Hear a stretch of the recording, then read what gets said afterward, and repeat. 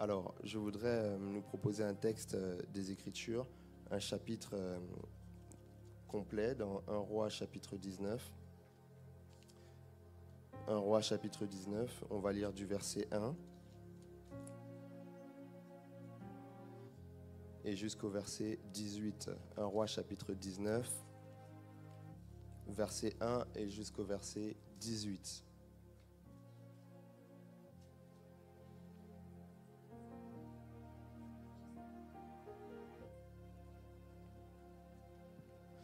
La Bible déclare: Akab rapporta à Jézabel tout ce qu'avait fait Élie et comment il avait tué par l'épée tous les prophètes. Jézabel envoya un messager à Élie pour lui dire: Que les dieux me traitent dans toute leur rigueur si demain à cette heure je ne fais pas de ta vie ce que tu as fait de la vie de chacun d'eux. Élie, voyant cela, se leva et s'en alla pour sauver sa vie. Il arriva à Beersheba qui appartient à Juda et il y laissa son serviteur. Pour lui, il alla dans le désert où, après une journée de marche, il s'assit sous un genêt et demanda la mort en disant: C'est assez. Maintenant, Éternel, prends mon âme, car je ne suis pas meilleur que mes pères. Il se coucha et s'endormit sous un genêt, et voici, un ange le toucha et lui dit: Lève-toi, mange. Il regarda, et il y avait à son chevet un gâteau cuit sur des pierres chauffées et une cruche d'eau. Il mangea et but, puis se recoucha. L'ange de l'Éternel vint une seconde fois, le toucha et dit: Lève-toi, mange, car le chemin est trop long pour toi. Il se leva, mangea et but, et avec la force que lui donna cette nourriture, il marcha 40 jours et 40 nuits jusqu'à la montagne de Dieu à Horeb. Et là, il entra dans la caverne, et il y passa la nuit. Et voici la parole de l'Éternel lui fut adressée en ces mots: Que fais-tu ici, Élie? Il répondit: J'ai déployé mon zèle pour l'Éternel, le Dieu des armées, car les enfants d'Israël ont abandonné ton alliance. Ils ont renversé tes autels, et ils ont tué par l'épée tes prophètes. Je suis resté moi seul, et ils cherchent à m'ôter la vie. L'Éternel dit: Sors, et tiens-toi dans la montagne devant l'Éternel. Et voici, l'Éternel passa. Et devant l'Éternel, il y eut un vent fort et violent qui déchirait les montagnes et brisait les rochers. L'Éternel n'était pas dans le vent. Et après le vent, ce fut un tremblement de terre. L'Éternel n'était pas dans le tremblement de terre. Et après le tremblement de terre, un feu. L'Éternel n'était pas dans le feu. Et après le feu, un murmure doux et léger. Quand Élie l'entendit, il s'enveloppa le visage de son manteau et il sortit, se tint à l'entrée de la caverne. Et voici une voix lui fit entendre ces paroles: Que fais-tu ici, Élie? Il répondit: J'ai déployé mon zèle pour l'Éternel, le Dieu des armées, car les enfants d'Israël ont abandonné ton alliance, ils ont renversé tes autels et ils ont tué par l'épée tes prophètes. Je suis resté moi seul, et ils cherchent à m'ôter la vie. L'Éternel lui dit: Va, reprends ton chemin par le désert jusqu'à Damas, et quand tu seras arrivé, tu oindras Hazaël pour roi de Syrie, tu oindras aussi Jéhu, fils de Nimshi, pour roi d'Israël, et tu oindras Élisée, fils de Shaphat, d'Abel-Méola, pour prophète à ta place. Et il arrivera que celui qui échappera à l'épée de Hazaël, Jéhu le fera mourir. Et celui qui échappera à l'épée de Jéhu, Élisée le fera mourir. Mais je laisserai en Israël 7000 hommes, tous ceux qui n'ont point fléchi les genoux devant Baal et dont la bouche ne l'a point baisé. Quelqu'un dit avec moi: Amen.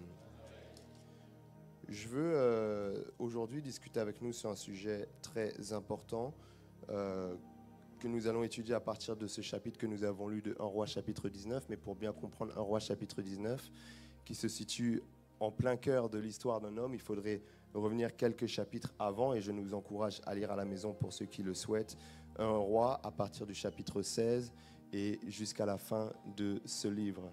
Lorsque nous sommes en train d'étudier le contexte du peuple d'Israël en ce temps, le peuple d'Israël s'était éloigné de Dieu. Ils étaient à ce moment-là conduits, dirigés par un roi qu'on appelait Akab. Akab, c'était un homme qui avait non seulement renié Dieu, mais qui s'était aussi allié par mariage avec la fille d'un roi et prêtre païen. Cette femme a commencé à le diriger et par conséquence à diriger l'ensemble du peuple d'Israël et à l'emmener loin de l'Éternel, leur Dieu. C'est alors que vous allez voir qu'en ce temps-là, le peuple n'était plus attaché à Dieu, mais adorait d'autres formes de divinité, notamment Baal et Astarté. À ce moment-là, le peuple était dans l'apostasie, le peuple n'était plus dans l'attachement à Dieu, le peuple avait renié celui auprès de qui il devait être attaché. Et c'est justement en ces temps-là qu'un homme sort comme sorti de nulle part, le prophète Élie. Élie, le Tishbite, la Bible le présente comme un homme qui sort et va directement commencer par annoncer que la pluie ne descendra plus du ciel, à moins qu'il en donne à nouveau la parole. Élie vient et bloque le ciel, il ferme le ciel, il empêche la pluie de tomber comme un signe de la désapprobation et de la malédiction de Dieu. Ça, c'est un roi au chapitre 17 et le verset 1. Et puis Dieu va parler à son prophète pour lui dire d'aller se cacher près d'un torrent qu'on appelait Kérit, un endroit dans lequel il pourrait être à l'abri des regards, dans une discrétion, pour s'éloigner de ceux qui voulaient en atteindre à sa vie. Il boira l'eau du torrent pendant un certain moment donné et Dieu ordonne au corbeau de le nourrir avec de la viande et avec du pain, chaque matin et chaque soir. Puis puisque la pluie ne tombait plus, la Bible nous présente le fait que le torrent a commencé à sécher. Alors le Seigneur envoie Élie dans un autre endroit, à Sarepta, où il va rencontrer une veuve à qui Dieu va donner l'ordre de nourrir le prophète. Cette veuve, c'est intéressant de savoir qu'elle n'avait en réalité juste ce qu'il fallait pour se nourrir, pour nourrir son fils, et puis après quoi ils allaient mourir. Mais elle obéit à l'instruction que Dieu lui donne au travers le prophète, et avec le peu qui lui restait, elle va nourrir le serviteur de Dieu. Un miracle formidable se produit en ce que cette maison n'a plus connu la famine dans un contexte de famine. J'ouvre une parenthèse pour dire que même au milieu de la famine, tu peux connaître l'abondance. Je pensais que tu allais dire Amen. Et ici, vous allez voir qu'au milieu de cette maison favorisée de la part de Dieu, va quand même arriver un malheur qui semble être comme une parenthèse, mais je le présente parce que nous reviendrons dessus tout à l'heure. Le fils de cette veuve va mourir. Et cette veuve va se plaindre auprès de Dieu et du prophète pour dire, mais est-ce que c'est pour me faire connaître encore la douleur que tu as permis que mon fils puisse mourir et que tu es venu ici? Le prophète Élie va être très abattu par cette nouvelle et va dire à l'Éternel, as-tu prévu aussi de faire souffrir cette vieille dame? Et puis il prie, l'enfant ressuscite. Le Seigneur va encore parler à Élie après ces quelques années pour lui dire, toi qui t'étais caché selon la recommandation que je t'avais donnée, il est maintenant temps que tu puisses aller te présenter devant Akab, devant le roi d'Israël. Après avoir passé un temps isolé, après avoir passé un temps reclus, replié sur lui-même, Dieu lui demande maintenant de pouvoir aller se présenter devant Akab, chose qu'il va faire. Et puis passant un certain nombre de détails, avec Akab, ils vont convenir d'un rendez-vous au mont Carmel, avec à la fois tout le peuple de Dieu, mais aussi les représentants de la divinité que le peuple de Dieu adorait, c'est-à-dire les prophètes de Baal. Ils étaient nombreux, ils étaient 450. Et voilà qu'un rendez-vous se fait avec le roi d'Israël, le prophète Élie d'Israël, tout le peuple réuni, mais aussi les 450 prophètes de Baal. C'était ici le moment pour le peuple d'Israël de prendre une décision. Et c'est ce défi que va donner Élie au peuple d'Israël. Prenez une décision. Choisissez maintenant, est-ce que vous voulez servir Baal ou est-ce que vous voulez servir l'Éternel? Vous ne pouvez pas clocher des deux pieds. Vous ne pouvez pas être des deux côtés à la fois assis sur deux chaises.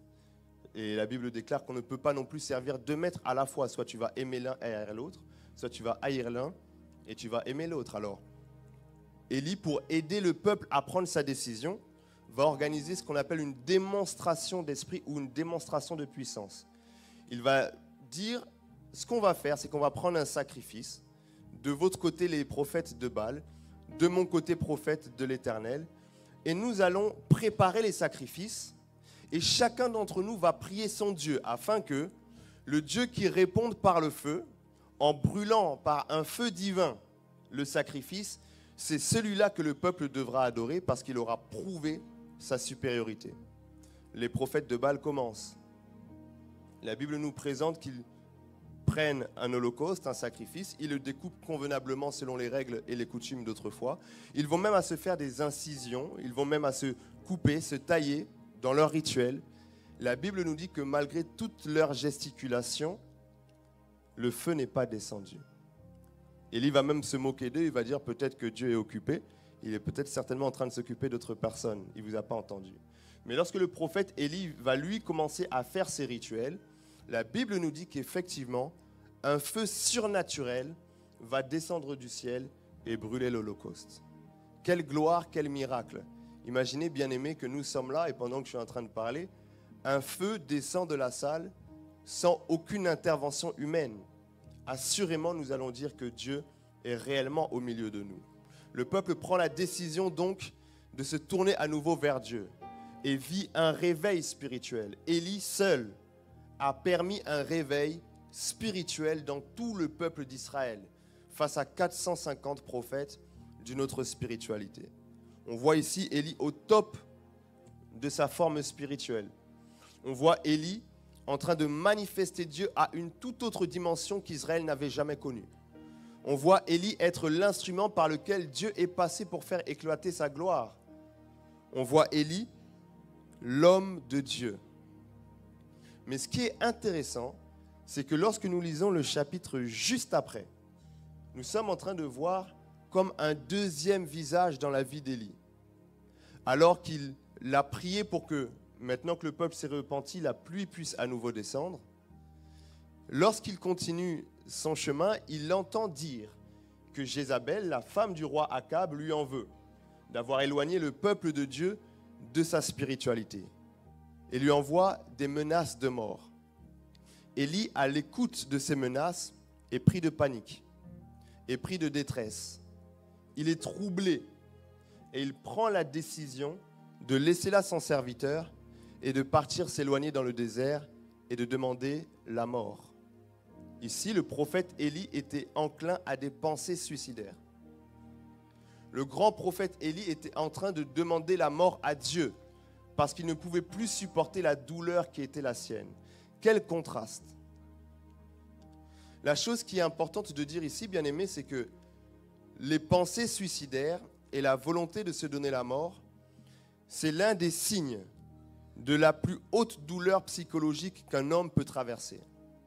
Nous sommes tous enclins à un certain nombre de douleurs, de difficultés intérieures ou d'émotions plus ou moins fortes.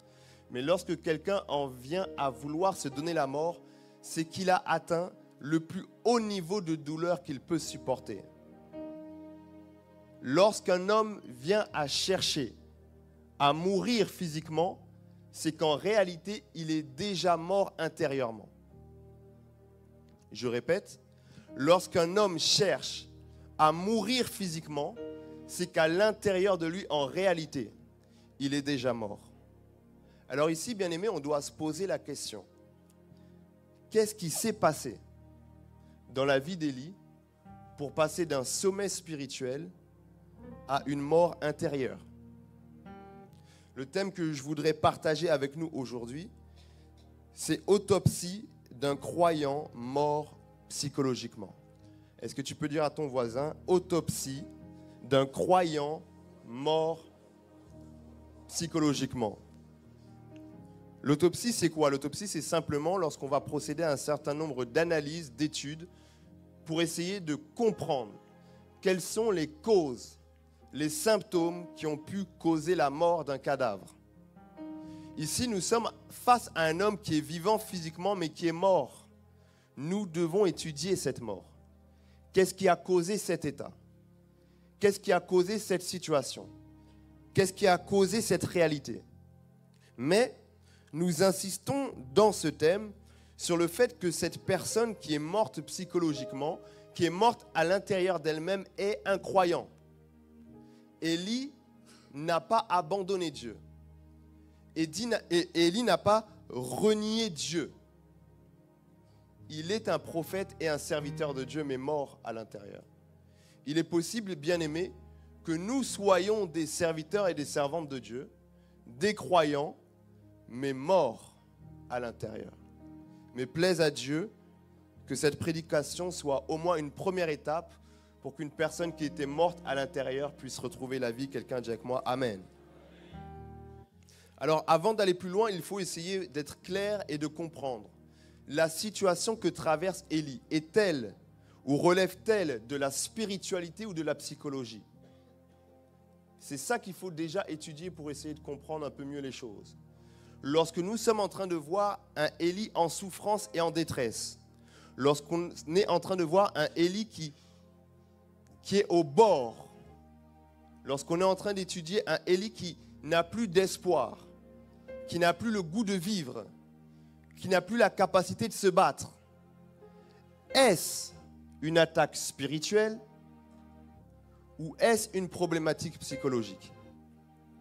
L'ensemble de ce qu'on va dire tout à l'heure s'appuie sur l'interprétation selon laquelle Élie est enclin à une problématique psychologique et non spirituelle. Bien-aimés, si nous spiritualisons la détresse par laquelle passe Élie, nous risquons de passer à côté de l'ensemble de l'enseignement que nous aurions pu en tirer.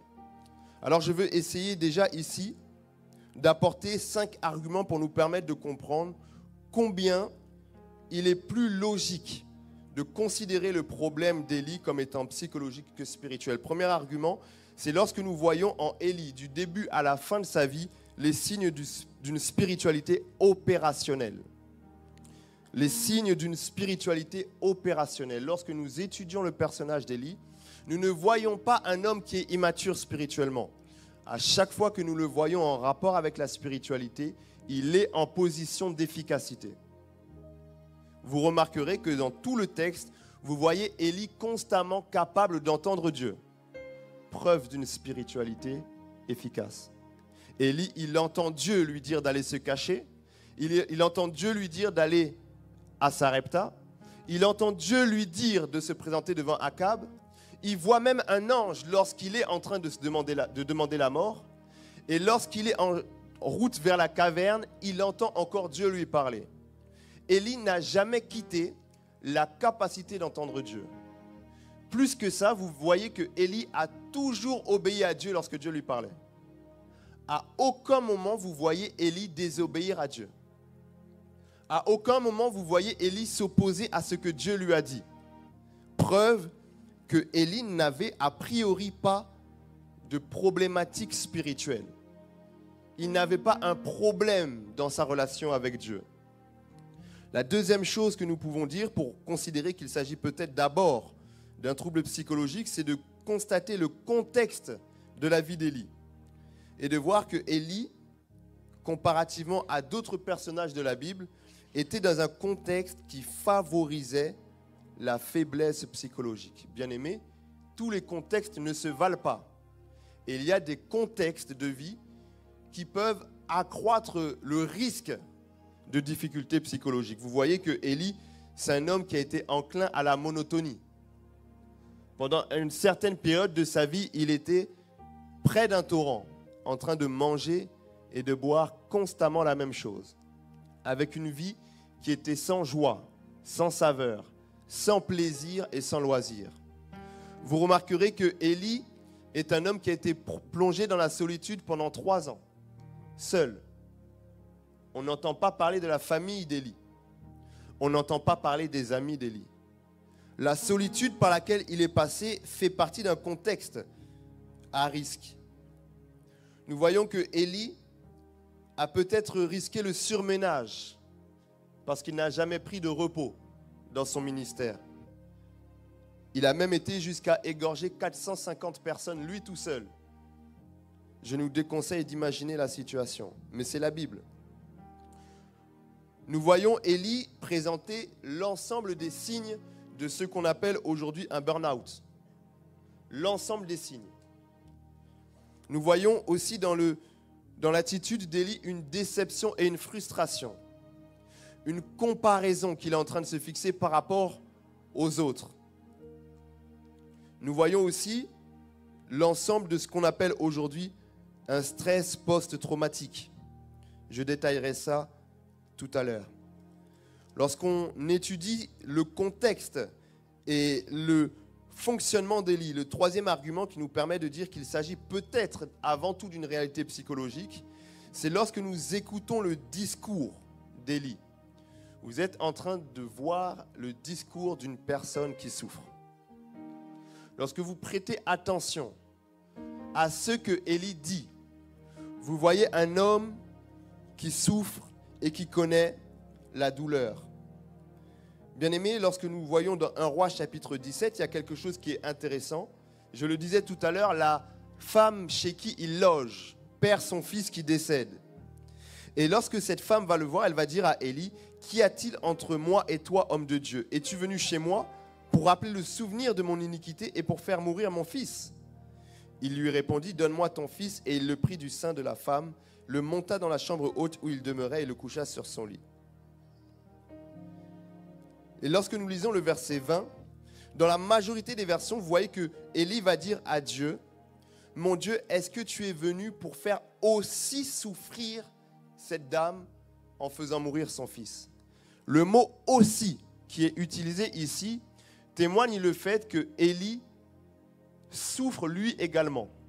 Et il est en train de dire à Dieu, « Mais pourquoi cette personne qui m'héberge devrait souffrir? Dieu n'est-il pas suffisant que moi je souffre déjà ?» Vous voyez dans le discours d'Élie, lorsqu'il va rencontrer Dieu quelques semaines et mois après, le discours d'un homme qui souffre. Lorsque nous sommes en train, bien-aimés, d'analyser la séquence de la rencontre avec l'ange, nous voyons qu'il a eu une expérience spirituelle, mais qui n'a pas changé son état. Un homme enclin à des pensées suicidaires, je pensais que s'il voyait un ange, il irait mieux. Je pensais que s'il mangeait de cette nourriture spirituelle qui lui était adressée, il irait mieux. Mais Élie ne va pas mieux, même lorsqu'il rencontre un ange. Élie, enclin à des pensées suicidaires, demande la mort à Dieu. La Bible nous présente qu'un ange lui apparaît, va lui donner de la nourriture. Il mange, il boit et il se rendort. L'ange le réveille une seconde fois, lui donne à nouveau de la nourriture, parce qu'il a une longue route à parcourir. Et malgré cette seconde alimentation, vous voyez qu'il est toujours dans le même état d'esprit. Bien-aimé, ici je pose simplement la question sans y répondre. Serait-il possible que les expériences spirituelles ne suffisent pas à apaiser le trouble qui est dans le cœur d'un homme? Ici, je m'arrête à poser la question. Serait-il possible que les expériences sensationnelles, serait-il possible que la présence à un culte, serait-il possible qu'un temps dans une atmosphère prophétique ne soit pas suffisant pour que nous puissions retrouver la joie de vivre? Point d'interrogation. Et alors que je ne réponds pas encore à cette question, je nous invite simplement à considérer combien de fois nous sommes-nous retrouvés dans la, entre guillemets, présence de Dieu comparativement à l'état de nos âmes. Nous avons parfois un décalage avec des croyants qui passent beaucoup de temps dans la, entre guillemets, présence de Dieu ou encore à l'église, mais qui, malgré cela, restent intérieurement détruits. Bien-aimé, j'aimerais que tu ne puisses pas écouter ce message pour ton voisin, mais que tu puisses l'écouter pour toi. Alors que nous sommes encore dans une analyse, une étude, nous sommes juste en train de nous poser la question. Les réponses viendront peut-être tout à l'heure à la fin du message. La question que je pose, c'est comment tu vas à l'intérieur? Derrière le beau vêtement que tu as mis, le beau maquillage que tu as fait, la belle chemise que tu portes, au fond de toi, comment ça va? La question qu'on peut se poser, c'est est-ce que tu sens ton âme satisfaite malgré les temps que tu passes à l'église? On a eu une réunion formidable hier avec les jeunes où nous avons parlé d'être fort psychologiquement en 2024. Et on s'est rendu compte, sans trahir de secrets et sans citer de nom, que beaucoup sont à l'église depuis des mois et des années, mais dans des états psychologiques déplorables, au point de ne pas être capable de supporter son reflet dans le miroir. Bien-aimé, lorsque tu es face au miroir, fais cet exercice à la maison. Une fois que tu as fini de te peigner, de te brosser les dents et de mettre la crème, juste regarde-toi et pose-toi la question. qu'est-ce que je vois dans le miroir? Si tu n'es pas capable de tenir 1 minute, c'est que tu as un problème à l'intérieur de toi, que tu es en train de chercher à enfouir et qui n'est pas réglé. Ici, bien-aimés, nous sommes en train de voir donc plusieurs éléments qui argumentent la thèse qu'Élie n'est pas en proie à une faiblesse spirituelle mais psychologique. Alors, comment un croyant peut se retrouver en détresse psychologique? Est-il possible d'être un croyant, d'être un chrétien, mais d'être mal à l'intérieur de soi? J'irai même plus loin. Est-il possible d'être le temple du Saint-Esprit, mais d'être détruit à l'intérieur de soi? Bien-aimé, j'aimerais répondre oui. J'aimerais répondre oui pour 2 raisons. La première raison, bien-aimé, c'est de nous permettre de comprendre qu'en réalité, selon la pensée que nous avons dans le Nouveau Testament, l'homme est composé de 3 parties. Le corps, l'âme et aussi l'esprit. Bien-aimé, il arrive que notre esprit héberge la présence du Saint-Esprit, mais que nos âmes n'hébergent que douleur, souffrance, tristesse et désolation. Il arrive que nous soyons des enfants de Dieu, mais pas encore des fils de Dieu, qui ont atteint une maturité dans laquelle le Saint-Esprit a pris toute la place dans leur être. Il est possible que nous soyons des croyants, mais qui n'ont pas encore atteint la maturité pour pouvoir maîtriser l'ensemble des parties de leur être. Ça ne veut pas dire qu'ils ne sont pas des croyants. Ça veut dire qu'ils sont des croyants qui sont encore en chemin. Et bien aimé, c'est intéressant pour bien comprendre la notion de l'âme, de faire le parallèle avec le corps. Est-il possible à un chrétien d'être le temple du Saint-Esprit? La Bible dit que le Saint-Esprit habite dans nos corps dans 1 Corinthiens chapitre 12. Est-il possible d'être le temple du Saint-Esprit et d'être sujet à des maladies physiques dans son corps? Oui. Est-il possible d'être un chrétien, temple du Saint-Esprit, et de passer par des difficultés psychologiques? Oui. Est-ce à dire que nous méprisons la capacité de Dieu à nous changer et à nous restaurer? Non. Mais de la même manière qu'un chrétien qui prie pour sa guérison et ne la constate pas, va chez le médecin, de la même manière qu'un chrétien qui prie pour que Dieu restaure son âme, mais ne perçoit pas encore le changement, doit aussi réfléchir à d'autres formes de solutions. Dieu n'est pas contre la médecine. C'est pourquoi nous prions, mais nous pouvons aussi aller voir le médecin. Dieu n'est pas contre la psychologie. C'est pourquoi nous prions, mais nous pouvons aussi aller voir des psychologues ou d'autres personnes qui peuvent être des aides, des soutiens, des oreilles pour nous écouter. L'autopsie d'un croyant mort psychologiquement, c'est chercher à comprendre qu'est-ce qui peut faire qu'un croyant qui était là spirituellement se retrouve à un moment donné là, psychologiquement et intérieurement. Il y a beaucoup de choses dont on peut parler, bien aimé. Et ici, le but n'est pas de donner les réponses à toutes les questions, mais simplement de placer un sujet sur la table qui permettra à chacun d'approfondir sa réflexion à la maison. Ici, j'aimerais nous dire, bien aimé, que parmi toutes les choses qui peuvent à un moment donné mettre à mal l'âme d'une personne, se trouvent aussi les réalités qu'elle va rencontrer dans sa vie chrétienne. Et ça, c'est quelque chose de très important. Bien aimé, souvent, lorsque nous sommes en train de parler de difficultés intérieures, nous pensons qu'elles ne sont liées qu'à la vie passée, les blessures intérieures.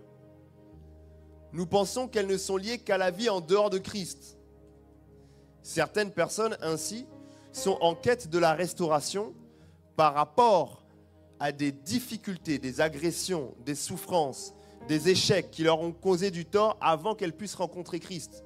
Et elles pensent que maintenant qu'elles l'ont rencontré, elles iront mieux et ne vivront plus de difficultés. Bien-aimé, j'ai la mauvaise nouvelle de t'informer que même en Christ, tu peux rencontrer des difficultés.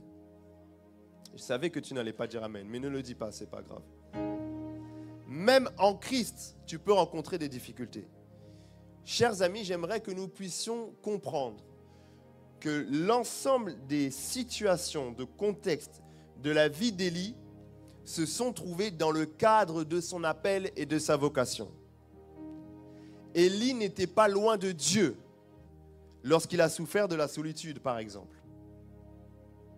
Élie était en train de servir Dieu lorsqu'il s'est senti surmené.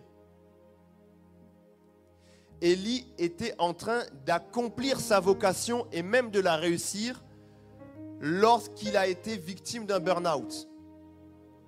Autrement dit, bien-aimés, il n'y a pas que les choses extérieures à la foi chrétienne qui peuvent affecter notre âme.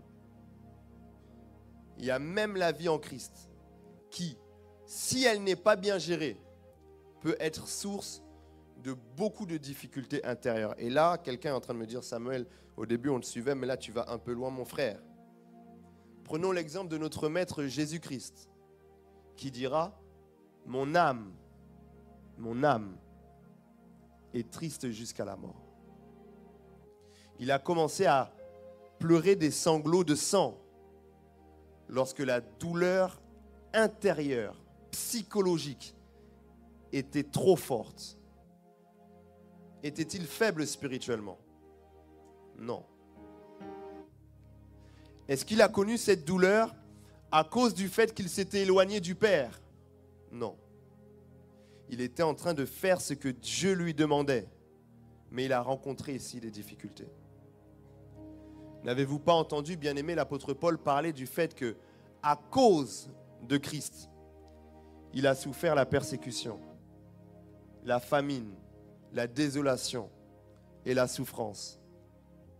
N'avez-vous pas lu l'apôtre Paul dire qu'il est abattu, mais pas affligé, qu'il est poussé à l'extrémité, mais qui garde sa résilience?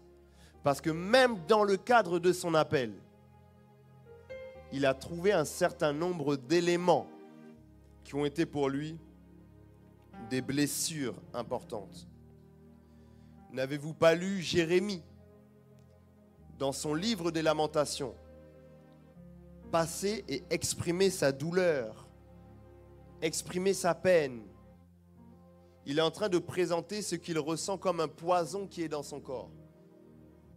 Et il exprime sa frustration. Lisons ensemble quelques lignes dans Lamentations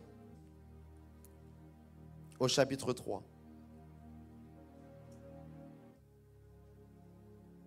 Lamentations chapitre 3, le verset 1.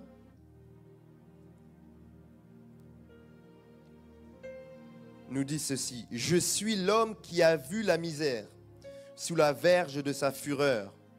Il m'a conduit mené dans les ténèbres et non dans la lumière. Contre moi, il tourne et retourne sa main tout le jour. Il a fait dépérir ma chair et ma peau. Il a brisé mes os.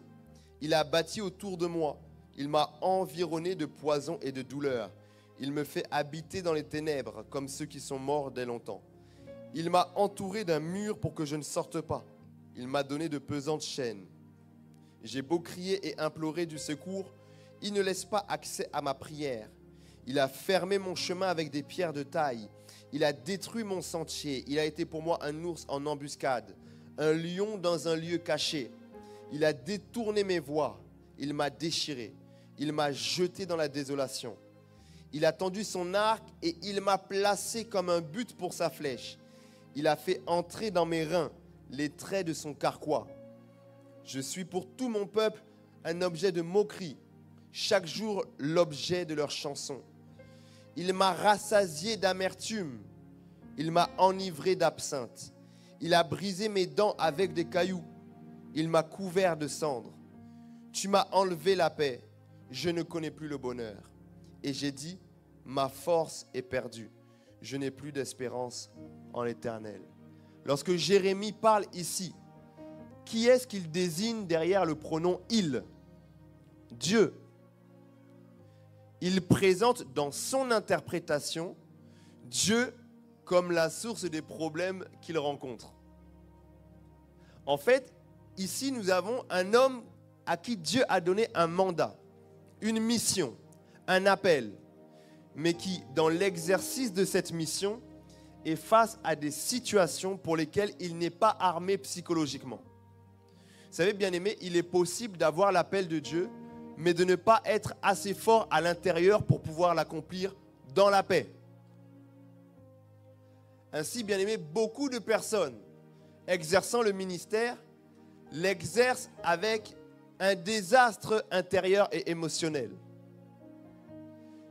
Une capacité professionnelle à faire le travail devant tout le monde, mais une douleur dans la solitude de son cœur. C'est pourquoi ne soyez pas étonnés qu'aujourd'hui, les statistiques montrent que le taux de suicide chez les pasteurs augmente. Parce qu'il est possible de rencontrer des difficultés et des souffrances dans le cadre de son appel. Qu'est-ce que cela veut dire et qu'est-ce que cela implique pour nous aujourd'hui en tant que croyants? Cela veut-il dire que nous devons fuir l'appel de Dieu? Cela veut-il dire que nous devons abandonner la vie chrétienne? Non. Cela veut dire que nous devons la vivre de manière équilibrée. La vivre telle que Dieu veut, sans mépriser les conseils qu'il nous donne sur la gestion de notre homme intérieur. Bien-aimés, ainsi vous allez voir que Dieu a prévu le service pour chacun d'entre nous et je suis le premier à encourager régulièrement les uns et les autres à servir Dieu. Mais la réalité, c'est que dans le cadre de cet appel au service, beaucoup de personnes sont victimes aussi de surmenage, avec une vie de famille à gérer, une scolarité à gérer, avec une vie professionnelle à gérer et un service qui devient très pesant. Très pesant. Très pesant à cause de la pression qu'on rencontre là-bas. Très pesant à cause du leadership qu'on rencontre là-bas. Très pesant à cause de l'incapacité nous-mêmes à gérer notre temps. Très pesant aussi à cause de l'incapacité de nous autres en tant qu'Église à répartir la charge de travail. Et une charge importante repose sur les épaules de quelques-uns. Et ces quelques-uns sont en train de faire l'œuvre de Dieu, mais sont en même temps en train de se détruire à l'intérieur. Combien de personnes n'ai-je pas vu détruites à l'intérieur en réalité à cause d'un déséquilibre lié à l'œuvre du Seigneur, qui est pourtant si belle et si importante. Bien-aimés, cela veut dire qu'il est possible également de parler de la profonde détresse psychologique dans laquelle tombe un homme ou une femme qui n'a pas réussi encore à se sanctifier et qui est en proie à la culpabilité sans cesse. Bien-aimés, j'ai fait face à des personnes au bord du suicide à cause de la sanctification. La Bible présente un certain nombre d'exigences qui sont rappelées régulièrement par les diverses prédications que nous entendons ça et là. Et n'étant pas capables d'atteindre ces objectifs, elles se sentent si coupables, si incapables, que ça crée en eux une douleur qu'ils n'arrivent pas à surmonter, jusqu'à parfois même abandonner la foi. Et jusqu'à chercher des solutions dramatiques. Va-t-on arrêter de chercher à nous sanctifier, bien-aimés? Va-t-on arrêter de chercher à vivre les exigences de Dieu? Non. Mais nous devons chercher à les vivre avec une âme forte pour supporter le poids de la vie chrétienne.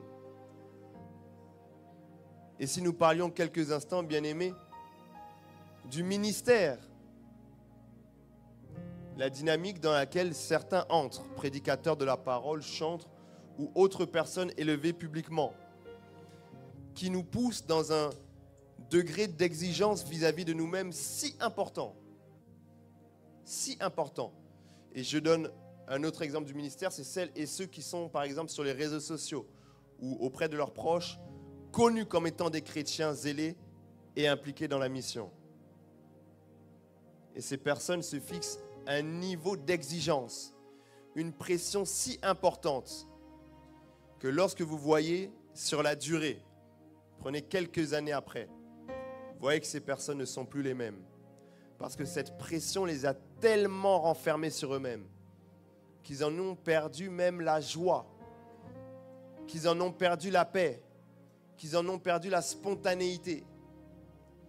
Une perception du ministère si exigeante qu'on n'a plus la capacité de prendre du recul, qu'on n'a plus la capacité de se détendre, de prendre simplement du temps pour soi. Parce que remplis d'une conscience, les âmes sont en train de mourir. C'est une bonne conscience, mais qui parfois est gérée avec aussi du déséquilibre. Bien-aimés, beaucoup de personnes en train de servir Dieu, beaucoup de personnes dans la vie chrétienne rencontrent des difficultés à cause de cette même vie chrétienne mal gérée. J'insiste, la vie chrétienne, le service et le ministère sont des bonnes choses. Mais lorsqu'elles sont gérées avec déséquilibre, elles risquent de créer des problématiques importantes. Le service, le ministère et la vie chrétienne sont des bonnes choses. Mais lorsque nous cherchons à atteindre les objectifs de Dieu, sans prêter attention aux méthodes de Dieu, nous risquons de souffrir énormément. Je dis bien énormément. Je vais nous donner un exemple très simple. Admettons, bien-aimés, que nous organisons un événement pour l'Église dans une autre salle et que nous mettons ici à disposition des transpalettes, des éléments pour pouvoir déplacer toutes les chaises et tout le matériel. Et moi, je vous dis, on va déplacer tout le matériel. Il y a les transpalettes qui vous permettront d'amener les choses dehors. Toi, tu laisses le transpalette et tu portes toutes les choses sur ton dos. À la fin, tu risques de dire Samuel est méchant. Regardez ce qu'il nous demande de faire. Samuel n'est pas méchant. Tu n'as pas utilisé les moyens que j'avais mis à ta disposition. C'est alors que beaucoup de personnes vont accuser Dieu. C'est alors que beaucoup de personnes vont reprocher à Dieu leur état. Alors qu'en réalité, ils n'avaient pas prêté attention à l'entièreté de la méthode de Dieu pour atteindre ses objectifs. Et dans la méthode que Dieu nous donne, il y a la prière, mais pas que. Il y a la méditation, mais pas que. Il y a le jeûne, mais pas que.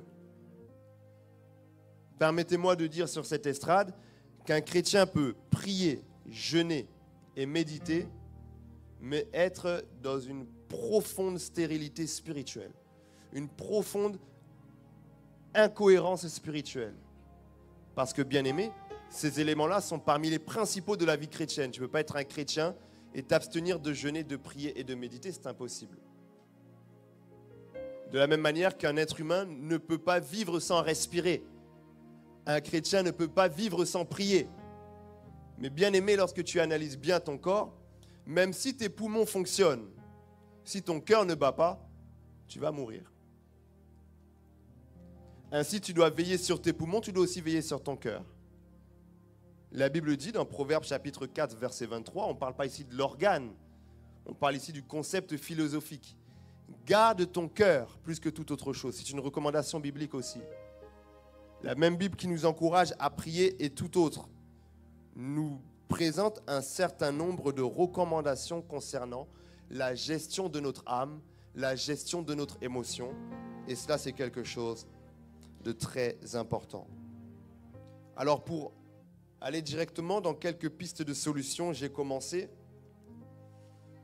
Bien évidemment, renforcer sa spiritualité sera un moyen de pouvoir nous décharger de beaucoup de difficultés. Bien-aimés, Dieu affirme prendre en charge beaucoup des problématiques par lesquelles on passe.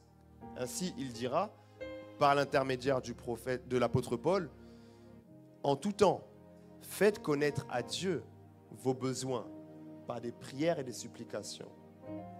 La paix de Dieu gardera vos cœurs, vos pensées. Bien-aimés, ici, bien sûr, vous êtes en train de voir Dieu qui affirme être capable de nous procurer la paix. Vous voyez aussi Jésus dire « Venez à moi, vous tous qui êtes fatigués et chargés, je vous donnerai du repos. » Il prend sur nous son joug, nous donne le sien. Celui-là, il est beaucoup plus léger. Alors quelqu'un qui renforce sa spiritualité, qui se rapproche de Jésus, ira en réalité beaucoup mieux aussi dans son âme.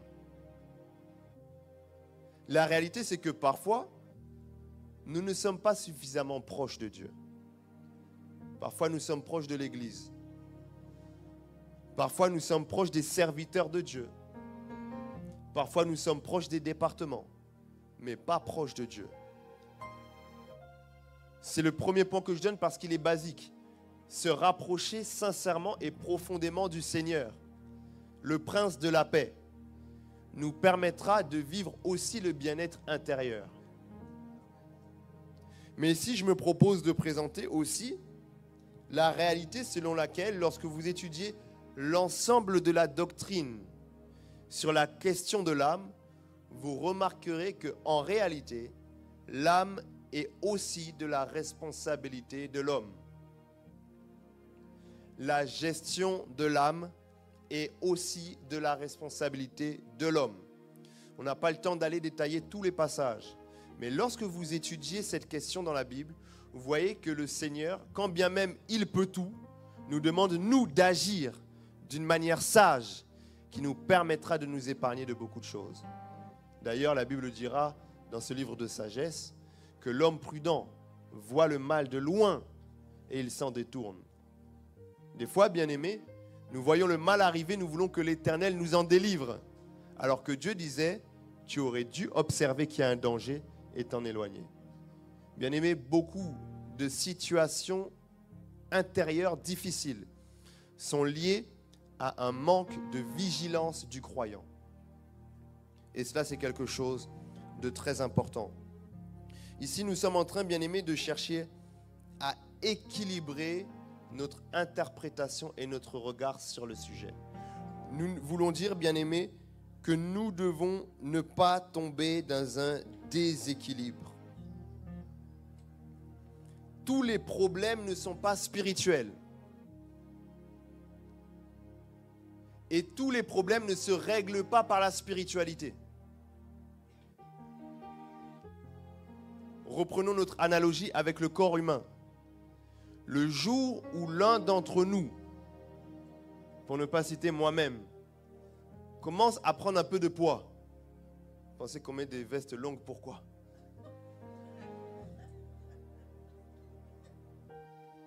Bien-aimé, est-ce que je vais prier pour perdre quelques kilos? Pourtant, je peux tout. Le fait d'aller faire du sport, je commence demain, au nom de Jésus. Bon, je l'ai déjà dit à peu près 10 fois sur les 10 dernières semaines. Bon, c'est pas grave. Bien-aimé, le fait d'entrer dans une démarche d'alimentation beaucoup plus saine et d'activité physique plus intense ne relève pas du fait que je ne crois pas en Dieu et en sa capacité à me permettre d'être en bonne santé. Ça démontre juste que j'ai compris que Dieu m'a donné un corps dont je dois prendre soin. Et de la même manière, bien-aimé, être dans une démarche de bien-être psychologique, d'une manière ou d'une autre, n'est pas la preuve que nous ignorons la capacité de Dieu à agir.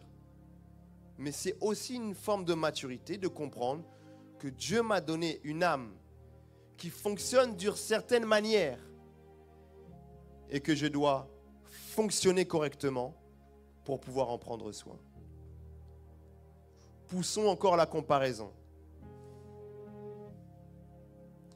De la même manière que si j'ai besoin de conseils concernant la gestion de mon corps, je vais aller voir des nutritionnistes. Je vais aller voir des kinés. Je vais aller voir des coachs sportifs. De la même manière, lorsque je suis en proie à des problématiques psychologiques, je dois être capable de me tourner vers les personnes qui ont étudié le sujet.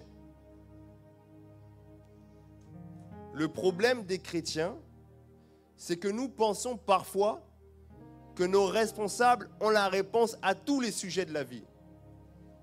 Ils n'en ont jamais eu la prétention, bien-aimés. Les responsables sont là et nous sommes là pour accompagner dans la mesure de notre connaissance et apporter un regard et une perspective biblique aux situations que nous traversons.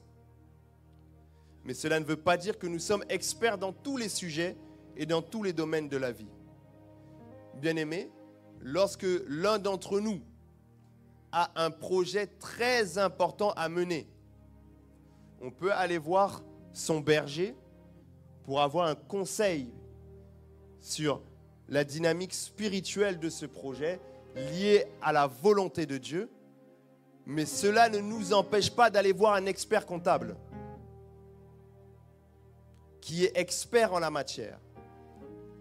De la même manière, lorsque nous sommes en proie à des problématiques intérieures profondes, nous pouvons aller voir nos bergers et nos responsables pour un regard, une perspective spirituelle et biblique.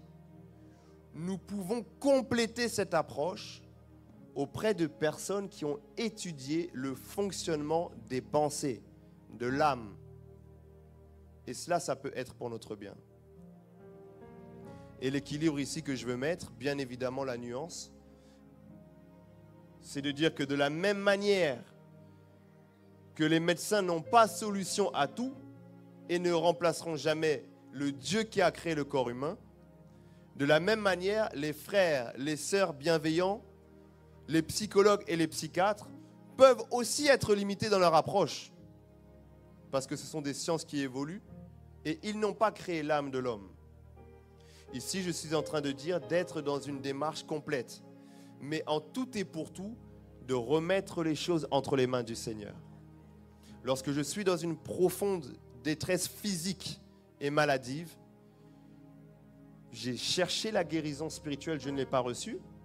Je cherche la guérison par la médecine, mais je prie que Dieu inspire le médecin. Je prie que Dieu oriente le médecin et je prie que Dieu passe par lui pour me faire du bien. Parce que je sais qu'il y a aussi des opérations chirurgicales qui ont raté. De la même manière, je ne suis pas en train de nous encourager à croire que le psychologue, pour employer ce terme, remplacera la place du Saint-Esprit dans nos vies. Cela peut être à un moment donné une personne qui est sur notre chemin, qui nous accompagne, mais nous prions que le Seigneur soit au contrôle de toutes choses. Bien-aimés, en perspective de solution, il s'agit donc tout simplement d'apprendre à parler et à mettre les mots.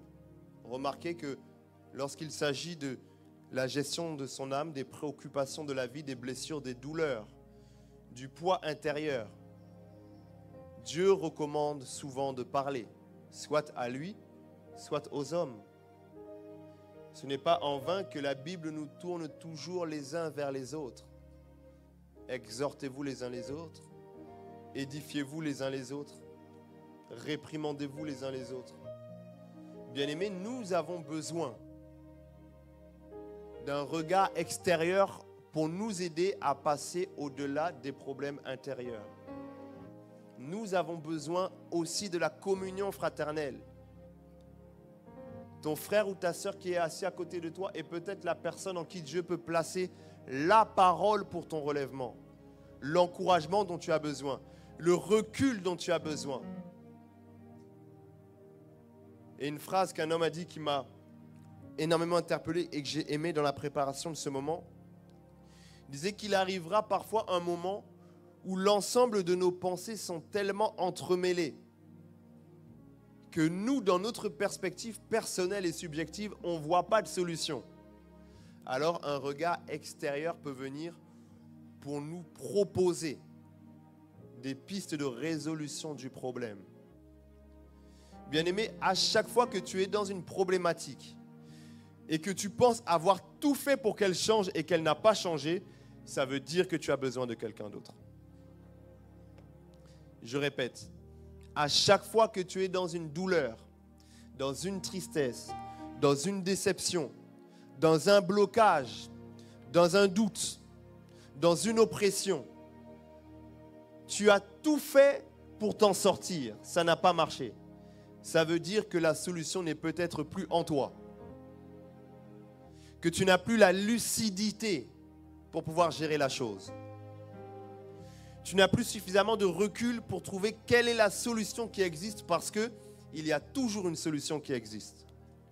Alors c'est le moment d'en parler. C'est le moment de mettre les mots. C'est le moment de discuter. C'est le moment d'appeler à l'aide. Bien-aimés, l'ensemble de ces principes sont des principes bibliques.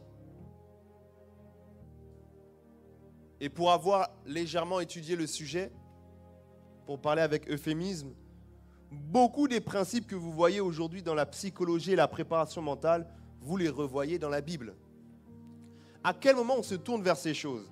C'est quand on n'a pas bien compris la Bible. Mais en réalité, dans la Bible, il y a déjà tout ça.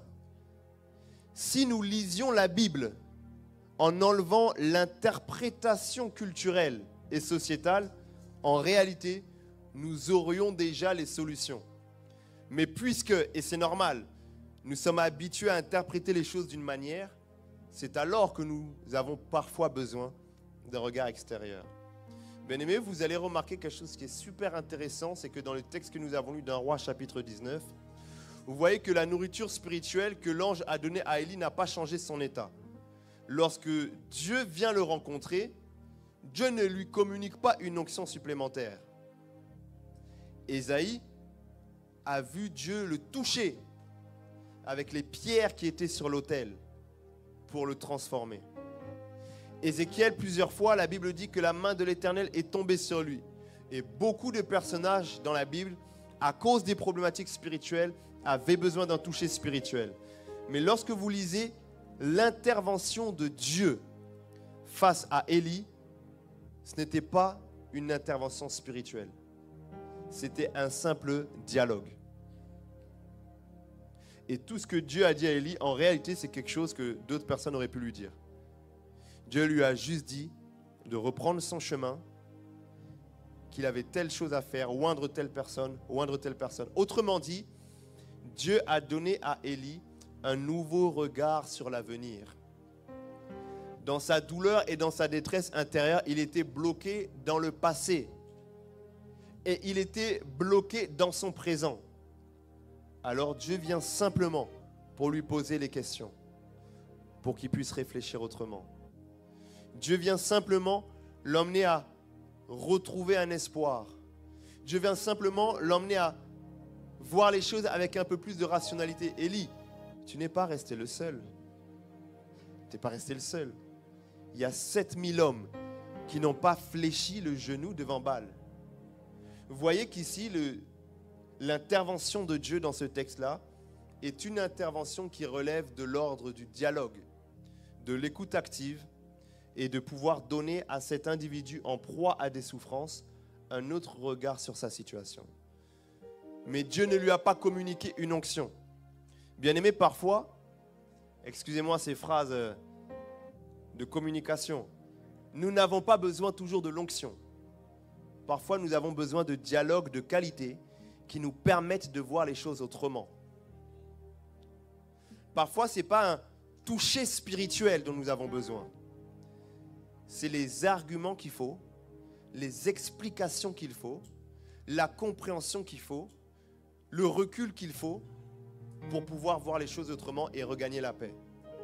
Et ce dialogue peut venir directement en communion avec le Saint-Esprit. Ce dialogue peut venir aussi en communion avec un autre être humain par qui Dieu peut passer pour m'édifier. Amen, amen. Je clôture en disant, bien-aimés, que plus que jamais, dans la société dans laquelle nous sommes et dans laquelle les détresses psychologiques augmentent à une vitesse extraordinaire, nous avons besoin de prendre soin de nous. Nous avons besoin de prendre soin de notre âme. Nous avons besoin d'être vigilants sur les signaux d'alerte que notre âme nous envoie. Nous avons besoin de comprendre l'équilibre que la Bible nous donne concernant la gestion de ses émotions, la gestion de son âme. Sinon, les mêmes problèmes qui touchent les païens nous toucheront aussi. Bien-aimés, je veux croire que nous ne sommes pas appelés à vivre la même chose que les païens. Je veux croire que la foi en Christ, bien-aimé, est censée nous apporter les solutions pour vivre aussi dans la paix. Je veux croire que lorsque la Bible le présente comme le prince de la paix, nous pouvons le vivre. Je veux croire que lorsque la Bible dit que le Dieu de paix peut garder nos cœurs et nos pensées, je veux croire que nous pouvons le vivre. Cela nous demande peut-être de revoir un peu l'attention que nous portons sur notre âme. L'esprit, bien sûr, est prioritaire, mais l'âme aussi est très importante. Prenons soin de nous et prenons soin de nos proches. Inclinons nos têtes.